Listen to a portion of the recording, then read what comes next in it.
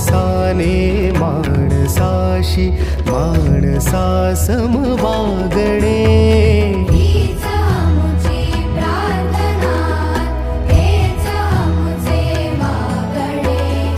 माणसाने माणसाशी माणसा सम वागणे. हीच आमुची प्रार्थना.